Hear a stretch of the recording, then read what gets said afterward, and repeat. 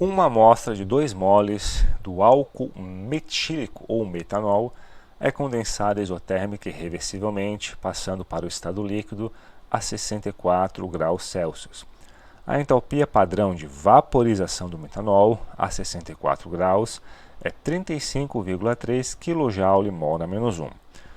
Calcule o trabalho, calor, ΔU e ΔH para esse processo. Então, pessoal, como eu falei no exercício 2.11a, o fato do processo ser isotérmico e reversível indica que nessa condensação, nessa redução de volume, em cada etapa a pressão foi constante, ok? Então esse é o primeiro ponto importante. Como o processo de condensação foi reversível, a pressão do sistema ficou constante, ok?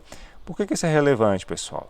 Porque a variação de entalpia à pressão constante é igual ao calor. Portanto, nós já sabemos que o ΔH de condensação, aqui bem importante, o problema nos deu um ΔH de vaporização, então o sinal vai ser trocado. Outro ponto importante é 35,3 por mol. Como nós temos 2 moles ou 2 mols, né, vai ser o dobro disso daqui com o sinal trocado.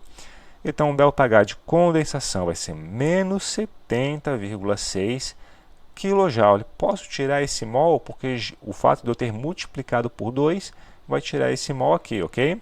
Já sabemos então, pessoal, ΔH e calor. Como é que eu acho o ΔU? A gente encontra o ΔU pela relação de H e U.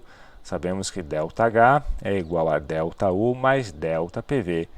Se assumirmos, pessoal, que esse vapor de metanol se comporta como um gás perfeito, PV é nRT, então vai ficar a variação no número de mols do gás, da quantidade de matéria no estado gasoso, vezes RT. Como eu quero achar o ΔU, eu passo esse termo para o outro lado subtraindo, vai ficar assim, pessoal, ó. Vai ficar menos. Por que o ΔNG é menos? Porque no início do processo eu tenho 2 moles de metanol e no final eu vou ter zero, porque toda a quantidade de matéria que estava no estado gasoso, no vapor, vai para o líquido. Então é menos 2, ok? Resolvendo aqui, pessoal, chegamos a um valor de ΔU de menos 65 kJ, ok? Como é que fazemos agora para achar o trabalho? Só lembrar, pessoal, da equação fundamental da primeira lei da termodinâmica. ΔU é igual a Q mais W. Temos Q, temos ΔU, consigo achar W fazendo ΔU menos Q.